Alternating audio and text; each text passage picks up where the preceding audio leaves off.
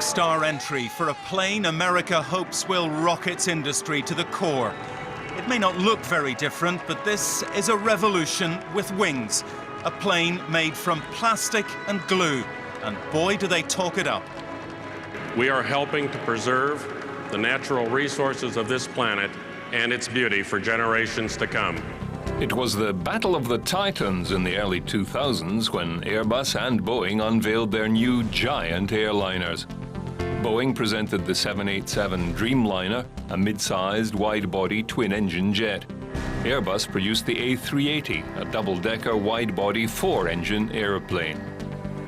It's become almost a battle royal for the bragging rights. And in this case, Airbus's product is coming in quite a bit later than the Boeing product, but we probably won't see the end of this battle in our lifetimes. The A380, or superjumbo, has been a huge undertaking for European company Airbus. The $12 billion project was launched in 2000 with 55 orders from 6 airlines. By the time the first airplane was delivered, 5 years later, costs had blown out to almost $16 billion. Building the giant airliner was a feat in itself. Like earlier Airbuses, the aircraft was assembled at the company's Toulouse plant in France. But the components were so big that they needed to come by canal and road, rather than on the beluga transport aircraft that usually ferried Airbus parts to the factory. Airbus was determined to use the latest technology in its flagship aeroplane. Improvements included the addition of 2 extra high-level air outlets, taking the total to 4, enabling cabin air to be refreshed every 3 minutes. With a new wing design and lightweight composite materials making up 25% of its structural weight, the A380 has greater fuel efficiency than previous models, producing 75 grams of carbon dioxide per passenger kilometre. The composite materials include carbon fibre reinforced plastic, glass fibre reinforced plastic, and quartz fibre reinforced plastic used in the wings, fuselage sections, tail surfaces, and doors. It's also the first airliner to have a central wing box made from carbon fibre reinforced plastic, and the first to have a smoothly contoured wing cross-section. The upper fuselage of the aircraft is made from a new aluminium glass fibre material that's lighter than aluminium and more resistant to fatigue, called glare, or glass reinforced fibre metal laminate. Glare is an improvement on earlier composites because it can be repaired using conventional aluminium techniques. Major research was undertaken into reducing the noise of the engines being designed for the superjumbo. With London's Heathrow airport setting strict arrival and departure noise limits, the levels were a major consideration. 2 types of engines can be fitted to the A380, the Rolls-Royce Trent 900 and the Engine Alliance GP 7000. Only 2 of the 4 engines are fitted with thrust reversers. The engines can run on a mixed synthetic jet fuel with a natural gas-derived component, significantly reducing fuel costs. By employing weldable aluminium alloys, Airbus is able to use laser beam welding manufacturing techniques, eliminating rows of rivets and producing a lighter, stronger structure. While the Boeing 747 has an upper deck in the hump behind the cockpit, the A380 is the world's first full double-decker, with 2 full levels giving a huge boost to passenger capacity. Airbus has made much of the many A380 configurations it can provide. The business and first-class options are particularly attractive to airlines such as Singapore and Qantas, which are keenly contesting long-distance routes. Extra storage capacity is a boon to economy travellers. Business class comforts include individual widescreen television panels, computer tables, access to power, and plenty of legroom. Facilities include bars and lounges, everything the traveller needs for on-board pampering. But it's in first class where the A380 really impresses. Private cabins with full-sized beds are reminiscent of luxury travel on the airships and flying boats of past eras. The crew rest area is equally well appointed.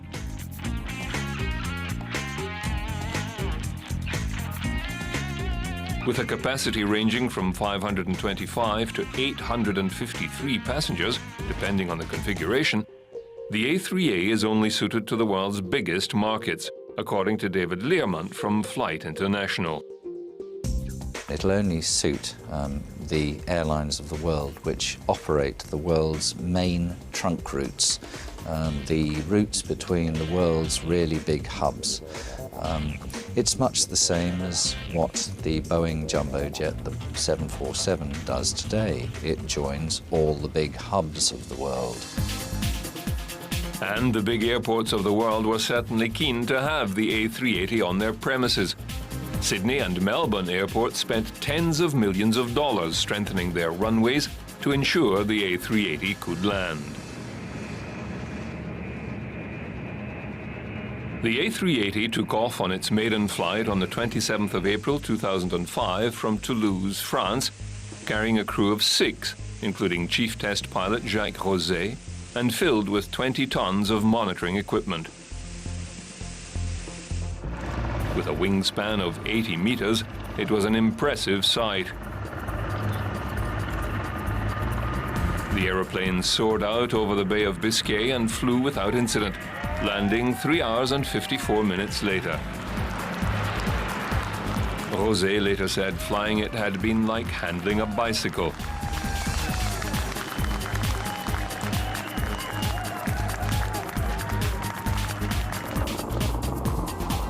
The Super Jumbo's first transatlantic flight took place on the 10th of January 2006, when it flew from Toulouse to Medellin in Colombia to test engine performance at a high-altitude airport. It then journeyed to Canada for cold weather testing. The following month, however, the A380's test wing failed during a certification test, forcing the manufacturer to add 30 kilograms to the wings to give it enough strength to meet the 150% load limit requirement. In May, the A380 arrived at London's Heathrow Airport for the first time.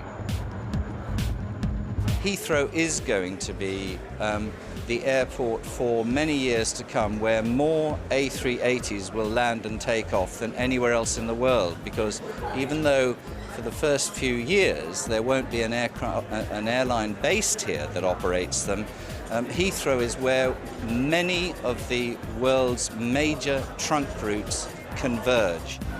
The A380 was in town to carry out compatibility tests with the terminal and airport to make sure its super jumbo size worked at all levels. Heathrow had spent more than £100 million on the passenger terminal in anticipation of the aircraft. The airport spent millions in modifications, knocking down parts of buildings and strengthening its runways.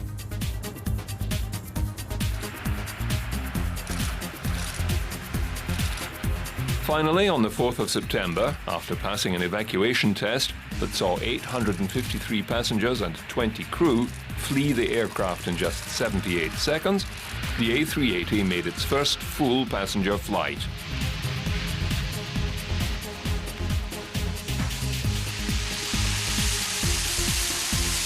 Airbus's marketing focused on the luxury elements available to passengers, although the focus was mostly on the comforts lavished on the privileged few in business and first class, rather than those sitting in the less salubrious surrounds of economy.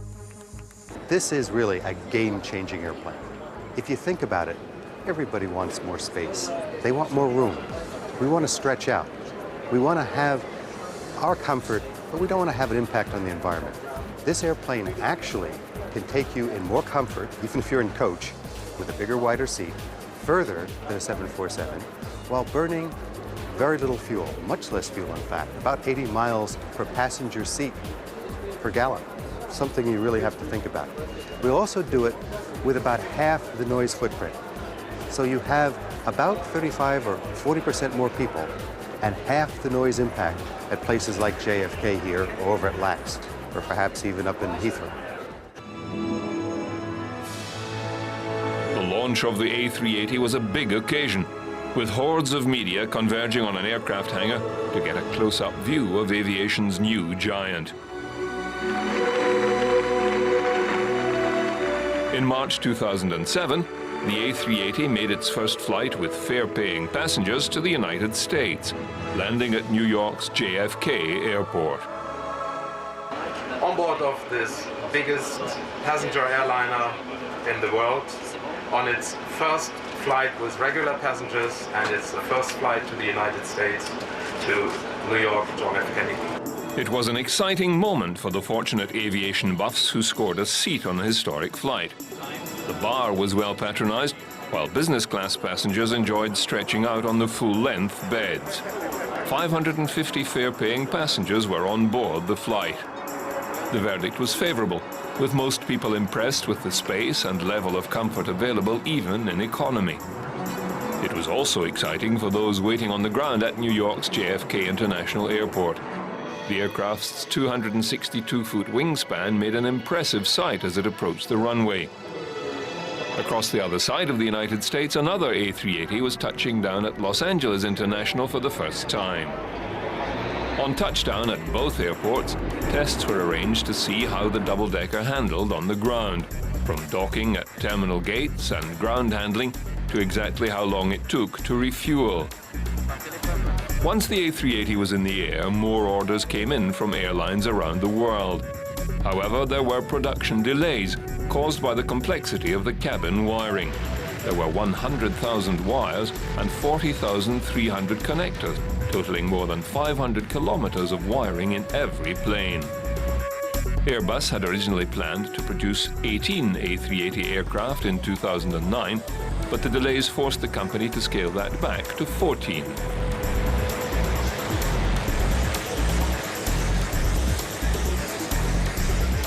Meanwhile, Airbus's popular A320 narrow-body short to medium-range airliner continued to attract customers, as did the A330 and A350 wide bodies. Today, U.S. Airways announces that it has agreed to terms with Airbus to purchase 60 of the A320 family aircraft, narrow-body aircraft, and 10 A330-200 aircraft. As well as the most important announcement, we've agreed to firm up our commitment for the A350 XWB, which originally was 20 aircraft. We've now agreed to purchase 22 A350 XWBs. Such strong support was music to Airbus's ears. Now, to say that we're delighted is an understatement. The company continued to spruik its double-decker monster, parading its high-tech design and unmatched capacity at air shows around the world. But the A350 also received plenty of attention. The wide-body twin-engine jet is scheduled to come into service by 2013. The extra wide body firstly gives you more cabin width, a straighter side wall. The side of the cabin is straighter, which means the passenger has more space around the head and the shoulder, so they're able to be more comfortable in the window seat. We can put wider seats in the aircraft, and we can also create greater volume around the upper area for your personal baggage. Baggage capacity and extra legroom were features welcomed by airlines competing on long-haul routes. However, some airline executives criticized the A350 project, condemning it as a band-aid reaction to Boeing's 787. Although Airbus had designed a new wing tail and cockpit and added advanced new materials, the CEO of Singapore Airlines, Chu Chun Seng, argued the company should have gone further and designed a new fuselage. Singapore subsequently ordered 20 787s. However, after initially rejecting the A350, Emirates eventually put in a big order for the jet after changes were made.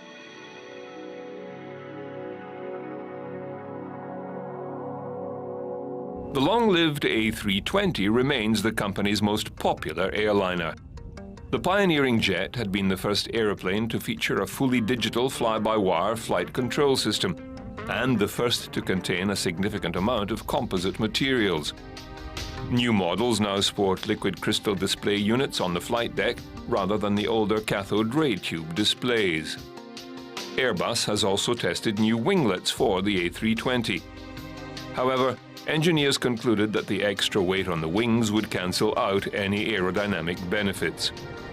At the end of 2008, the company announced that it would test a new blended winglet design using an original prototype A320 as the test aircraft, powered by CFM56 engines. The current fleet of A320s, which includes the A318, 319 and 321 types, are particularly popular in Asian countries which have many short routes. China has become one of the company's biggest customers. For the future, Airbus is considering joining with Brazilian aircraft manufacturer Embraer to develop a replacement for the A320, known as the NSR, New Short Range Aircraft, to come into service late next decade. The Middle East is another lucrative market for Airbus. At the 2008 Farnborough Air Show, Qatar Airways unveiled a deal to buy up to 6 Airbus A321 planes, saying it was ready to set up a budget airline to repel any attack by a rival airline on its home market. Qatar Airways signed a memorandum of understanding to buy up to 6 of the narrow-body aircraft in a deal worth around $540 million US at list prices. Qatar Airways is ordering up to 6 Airbus A321 aircraft, 4 of which are firm, and the other 2 are options for delivery between 2009 and 2010. Our new A321s will complement our existing narrow-body fleet on regional routes in the Middle East and the Indian subcontinent. If our market share is being eroded by low-cost carriers or people that have not thought about this low-cost model correctly, just trying to venture into our market, then we will launch a low-cost carrier within 90 days.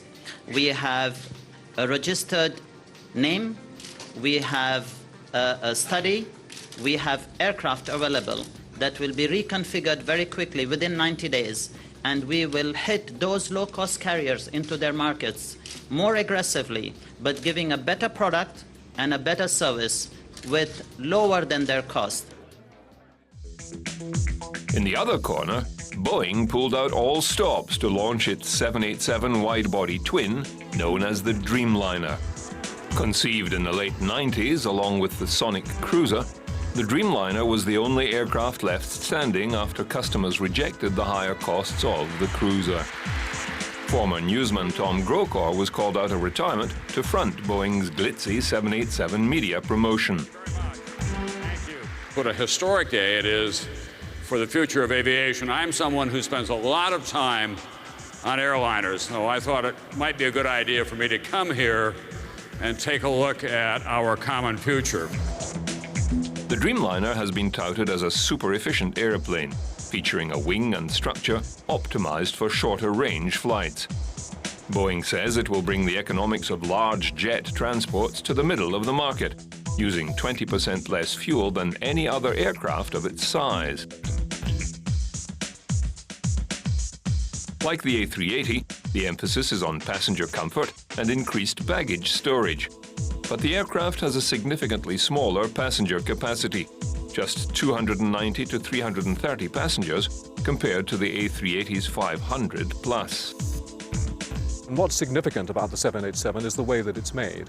It's made of a new kind of structure, carbonized structure, composite structure, which means that it's lighter, it's tougher, it's easier to manage.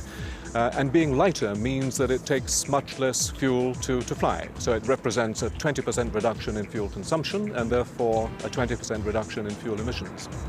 Boeing boasts that the 787 isn't just cleaner and greener than other planes, its takeoffs and its landings are also quieter. Now, there's only one problem with all of this. The 787 hasn't actually ever been on a runway. It hasn't had a single test flight. Well, Boeing had better get it right about the 787 because it's bet the company's future on it. By 2007, when Boeing unveiled a prototype of the 787 at its Everett assembly factory, the Dreamliner had become the fastest-selling wide-body airliner in history, with airlines putting in more than 600 orders. As well as lighter weight construction, with 50% of the aircraft made from composite material, the 787 features bleedless turbofans and an active gust alleviation system. The aeroplane can also operate with either Rolls-Royce Trent 1000 engines or General Electric Gen X. Boeing has released many futuristic images featuring interiors created by some of the world's top designers. The emphasis is on space and light, with the first-class lounge and bar looking more like the lobby of a five-star hotel than an aircraft. Proposed configurations include a restaurant-style table in business class. The emphasis on luxury has made Middle Eastern airlines such as Etihad eager launch customers. However, multiple delays have bedeviled the project. The company was originally scheduled to deliver its first airplane to All Nippon Airways in early 2009. However, as of mid-2009, the jet had yet to make its maiden flight. Boeing has been tight-lipped on reasons for the hold-up, but they are believed to include problems with assembling the parts. Boeing changed its processes to give subcontractors greater responsibility for assembling systems. This decentralization of construction streamlined the process, but difficulties have arisen when contractors have been unable to obtain all the parts they need. However, Boeing is still upbeat about its progress. There is risk associated with any new airplane program at this stage. We still remain confident that this new plan is achievable, and we are all aligned to make it happen. So, with the delivery date of the first Dreamliner pushed back to early 2010, the aviation world will have to wait a little longer to see another dream take to the skies. Meanwhile, the rapid growth in airline travel is causing concern among environmentalists. Both Airbus and Boeing have trumpeted the green credentials of their new aircraft, but Richard Dyer from Friends of the Earth says the reputed fuel savings might just not be enough. We've got to put this in perspective. We're going to see aviation growth from Boeing's own predictions of something like 5% a year. So the savings this plane is going to make in carbon dioxide emissions are going to be wiped out in just 4 years. And we've got a big problem if we're going to cut carbon dioxide emissions to tackle climate change. We need to do more than bring out a new plane like this every so often. And no less an aviation personage than Sir Richard Branson has also jumped on the green bandwagon. In 2006, the Virgin Group chairman announced he would invest $3 billion in renewable energy technologies in a joint venture with Boeing. Branson says the idea came about after the fuel bill for Virgin Atlantic grew by £300 million over 2 years. He was optimistic that the plan would succeed. And Boeing believe that working with Virgin Fuels that we can come up with a fuel that will be able to power a jet engine. Now, it's not guaranteed, but we're going to do our best to achieve that. 2 years later, a Virgin Atlantic jumbo jet flew between London's Heathrow Airport and Amsterdam's Schiphol using fuel derived from a mixture of Brazilian babaçu nuts and coconuts. Some environmentalists labeled the flight a publicity stunt, but Branson said it showed the potential for the future. But he expects that future commercial flights will be fueled by feedstocks such as algae rather than nuts.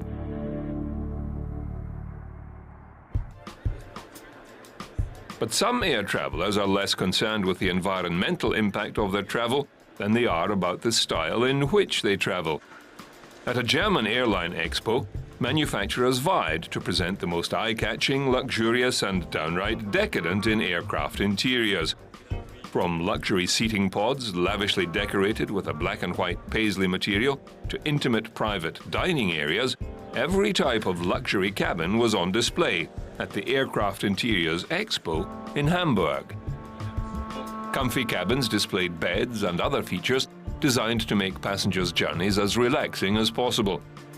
A first-class ticket will ensure a first-class sleep on this aircraft cabin, created by Avio Interiors for the Air India B777. Another cabin allows the passenger to achieve the perfect seating position. The seats can be manipulated into a number of positions using an electronic tablet. And when you want to retreat from it all, sliding doors and tinted windows give optimum privacy. Doug Rasmussen, Vice President and General Manager of BE Aerospace, says the increase in long-haul flights has resulted in a demand for luxury travel.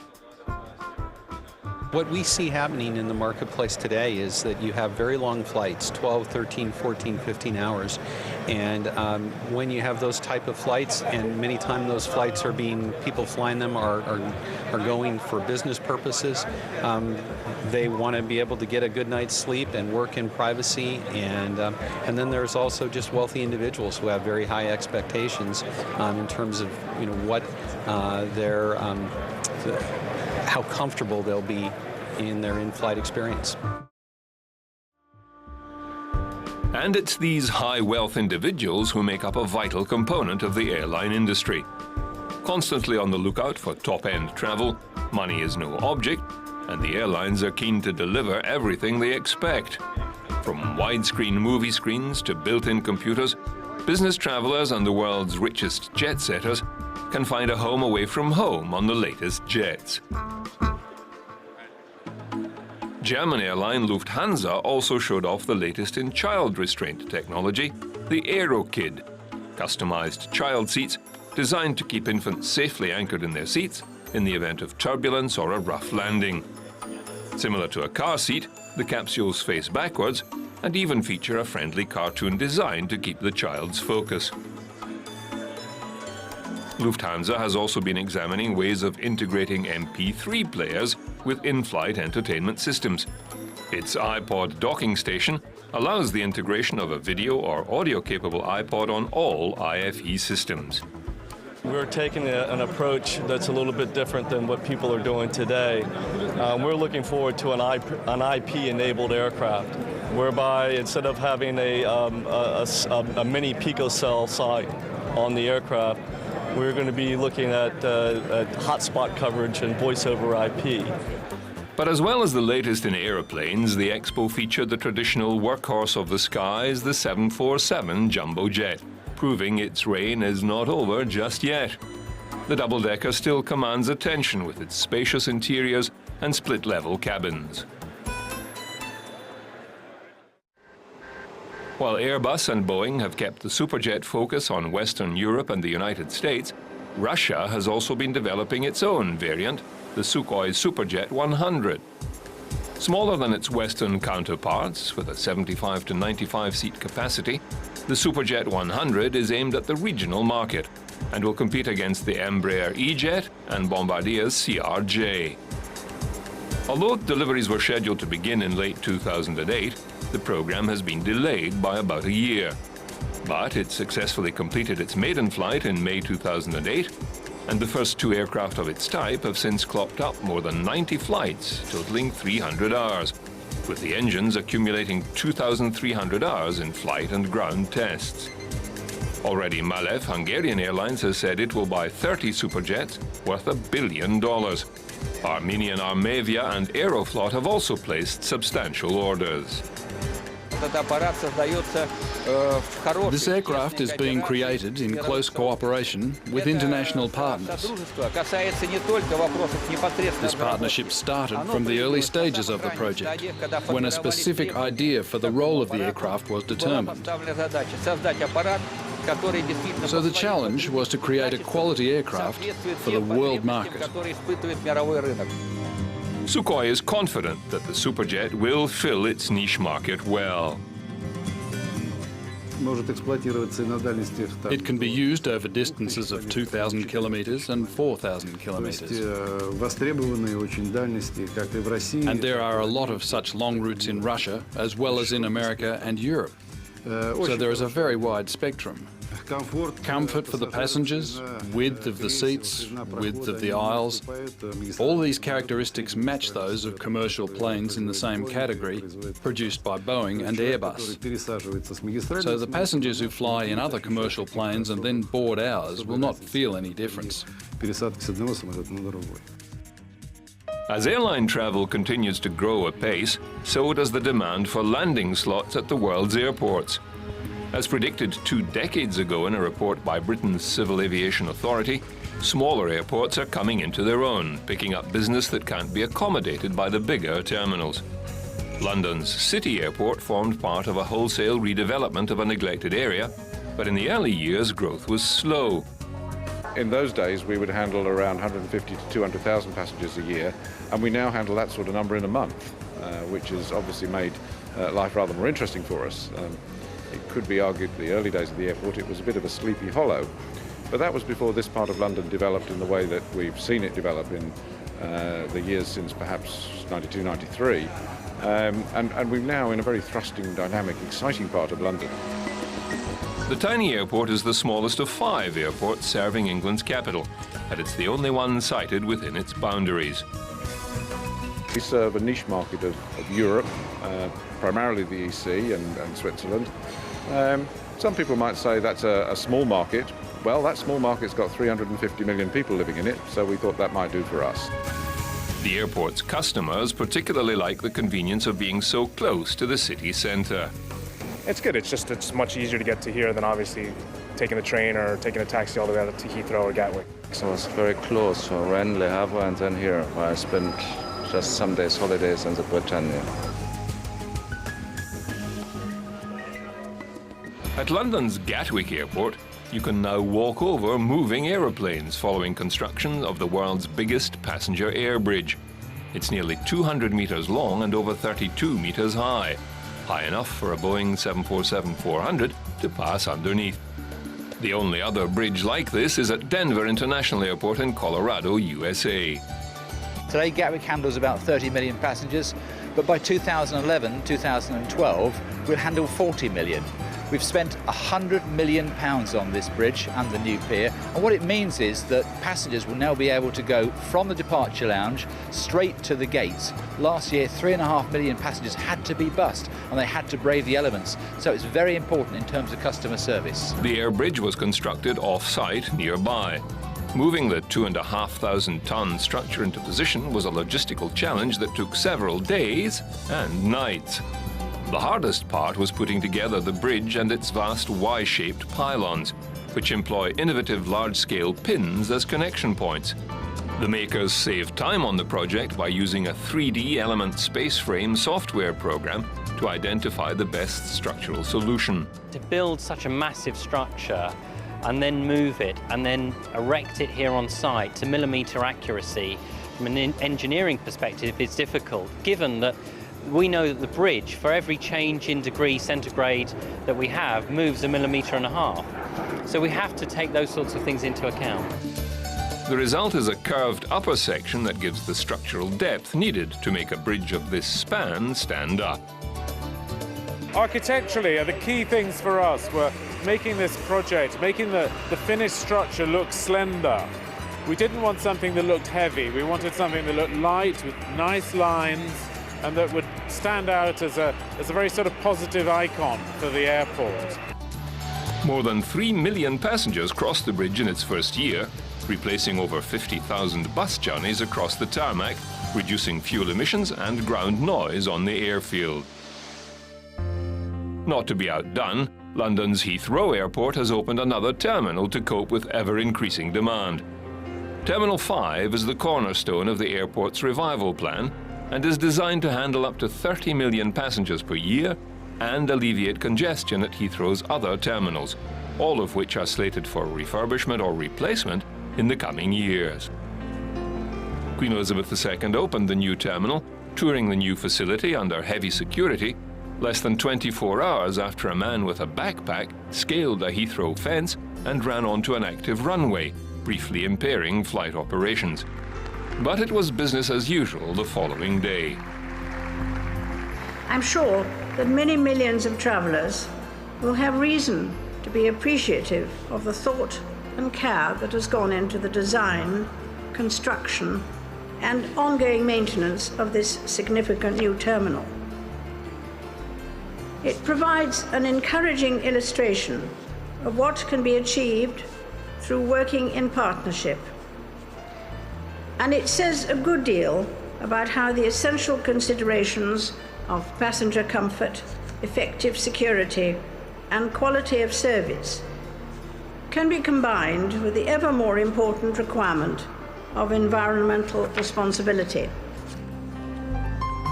The monarch's decision to open Terminal 5 personally, just as she opened the airport's first passenger terminal in 1955, reflects the importance of the new building, which officials believe will reverse the airport's reputation as a run-down, overcrowded facility. Another airport for the modern age is Thailand's Suvarnabhumi Airport, located 30 kilometers east of central Bangkok. It has been variously described as modern, stylish, and even beautiful.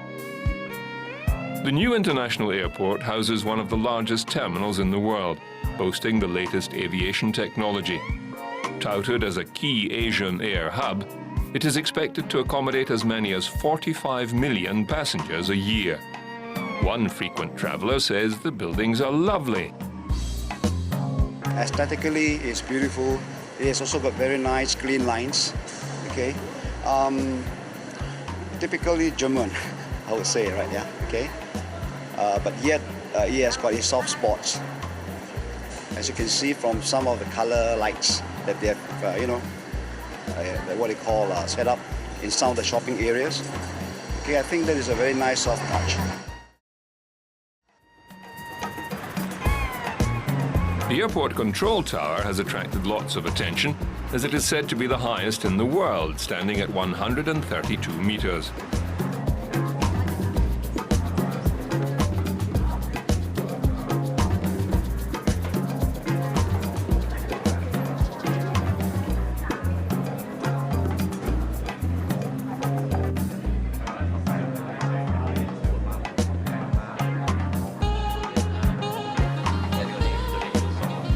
Vice President of Air Traffic Service Bureau, Preecha Pridham, says the tower gives an excellent overview of everything going on at the airport.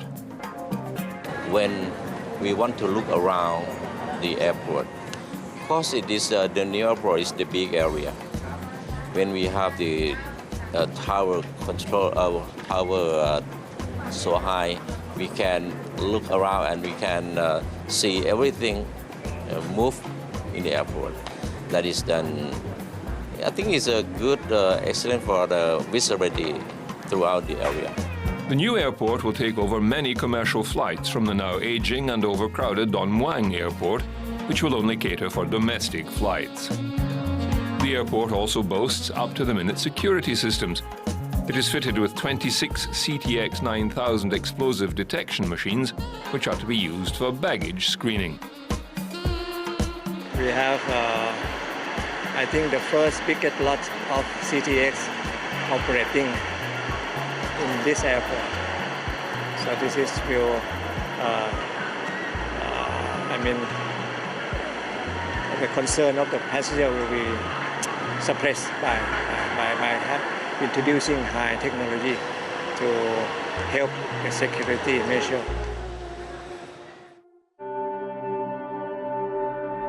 Since the aeroplane hijacks that led to the destruction of New York's World Trade Center on September 11, 2001, security has become one of the key issues facing aviation businesses.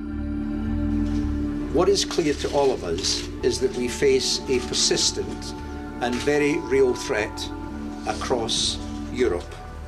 It is a threat which we face here in Britain as individuals, as communities and as a nation.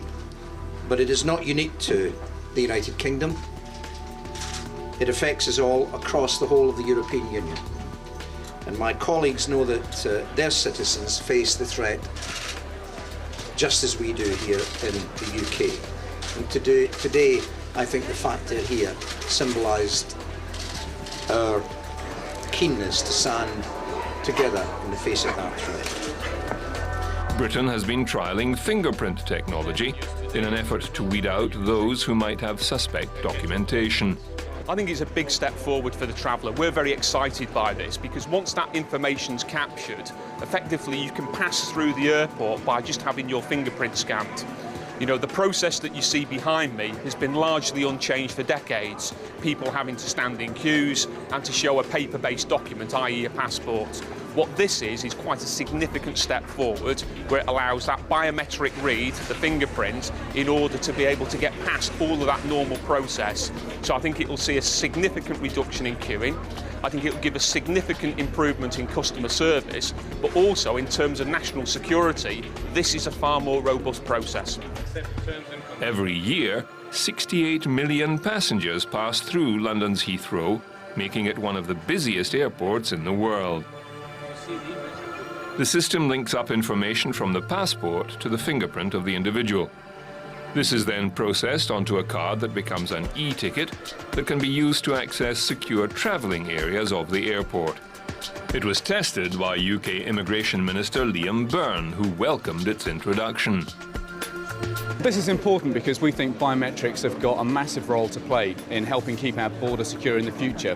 Last year we had about 200 million passenger movements in and out of the UK, and if we're to make our border secure in a world of mass movement, we need biometric technology. So next week we're announcing plans for how we're going to take ID cards forward, and making it easier to travel and making our border secure will be a big part of those plans.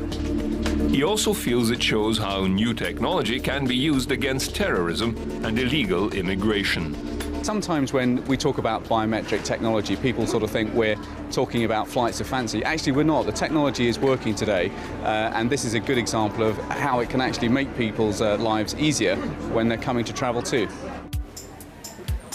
Across the channel at Amsterdam's Schiphol Airport, the latest security technology promises to cut queues and protect passengers.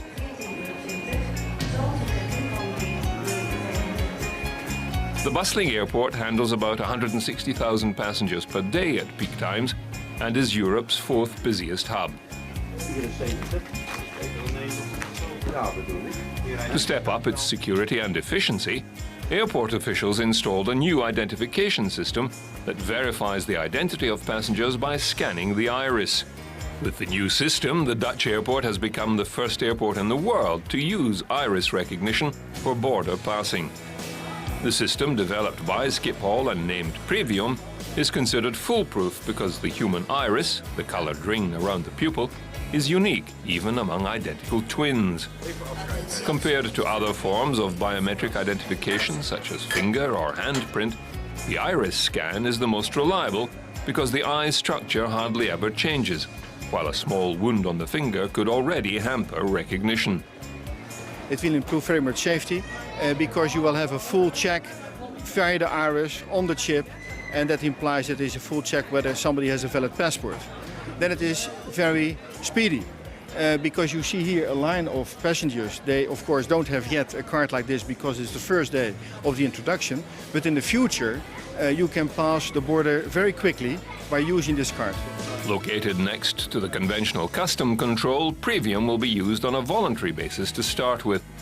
To take advantage of this automatic border check, passengers must have their iris scanned and details stored in a credit card-sized smart card that they carry along. Dutch Justice Minister Bengt Kortals was the first person to register for a Previum smart card and go through the border passage.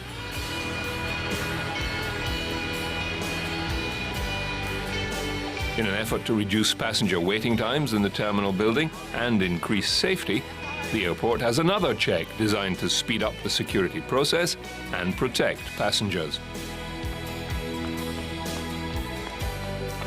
The airport is the first to regularly use new scanning technology to help find metals and explosives hidden under clothing. Passengers step into the cabin for 3 seconds and their body is scanned 360 degrees. Security staff can view an image of their body underneath their clothes and see anything hidden about their person. It's a very friendly facility for passengers. They are not searched by hands and are not exposed to radiation. The passengers will spend only 3 seconds in the cabin, where his or her body will be scanned 360 degrees. And Rutten says the technology can detect mobile phones, fluids and finally explosives at the same time. The security scan system, which uses radio waves to display head-to-toe images of people, is also being used by other airports on a trial basis. Going through the scanner takes about 3 seconds, allowing users to avoid metal detectors or body searches. For privacy, the digital images are viewed by security personnel in another room and deleted after they are viewed. As an extra privacy precaution, the passenger's head is made invisible. We take extra care to protect people's privacy. The scanned image provides only body contours. And moreover, the face of the scanned person is electronically covered. The security officers behind the scanner do not have eye contact with the scanned person.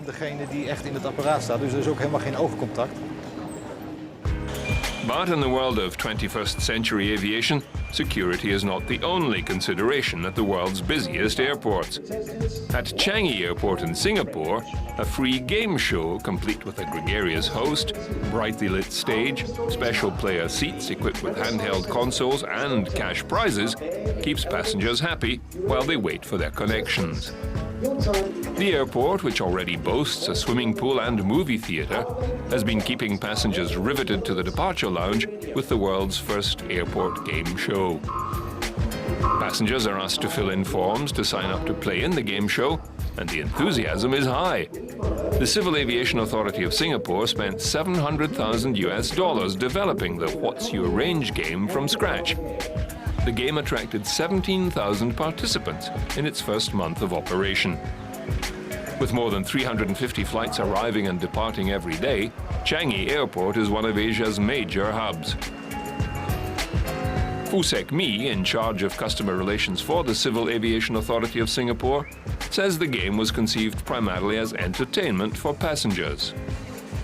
Changi Airport is a major transfer hub. We have more than 30% of our travelers spending more than 2 to 4 hours at the airport.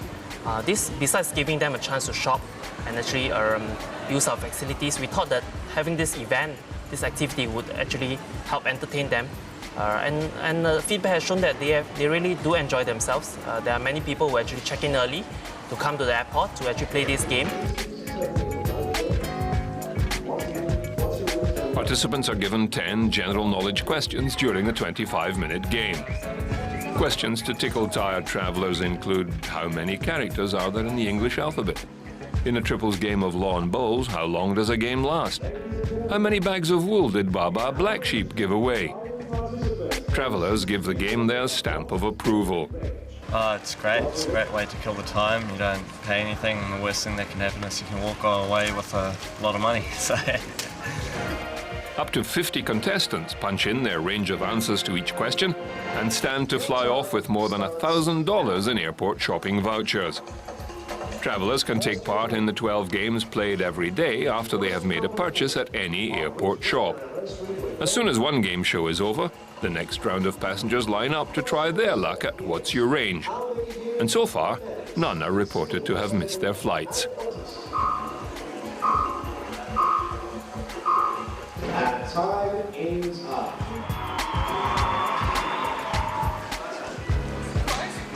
Surprise, surprise. Congratulations. What's your name, man? Margarita.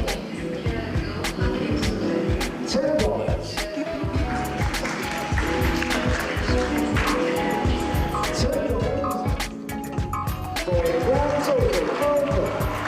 Recent immigrant to Australia, Margarita Pavlova, won 200 Singapore dollars while playing to pass the time. It's interesting, and I'm not good in numbers, so I'm surprised. Right. So you won so much money. What are you going to do with the money? To buy some presents for my kid and my husband. To myself, maybe. At the Czech Republic's Ruzin airport, passengers have been treated to entertainment of a different kind. One local couple won a competition to hold their wedding at the airport. We do like flying, always have liked. So airport was a chance to get together, stay together, because it was the place where we swapped the suitcases, and again, we never saw each other for months, so that's why. Robert Kruska and Miroslava Kruskova met 4 years ago, but have spent much of their time separated by travel. So, when they saw the competition run by the airport and EasyJet, it was an easy choice to enter. They beat 120 competitors who had to state their reasons for wanting an airport wedding. It was their fondness for travel and frequent separation that made the jury pick them as winners. Their wedding at North 2 Terminal grabbed the attention of many travelers. But the Kruska couple really enjoyed it. Když jste si dostatečně prokázali hlubší kořeny vašeho vztahu a je možné je přesunout dál.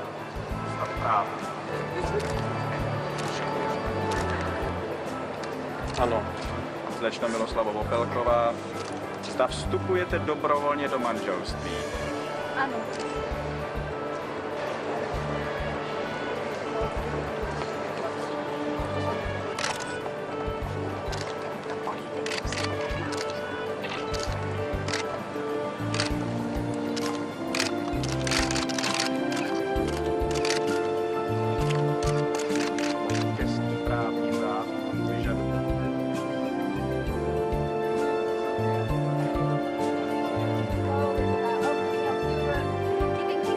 Friends, family and many strangers watched on with happiness as the couple tied the knot. It was certainly a moment to treasure, and not the usual sight you see at the airport. The couple were a little overwhelmed with the attention. It's a lot of emotions you can't describe easily. You just have to live it out.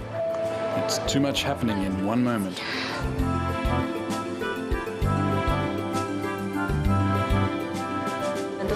Already, the wedding has motivated a number of people to ask about having their wedding at the airport. The Kruskas later left for their honeymoon to Milan, Paris, Barcelona and London. How else but by aeroplane?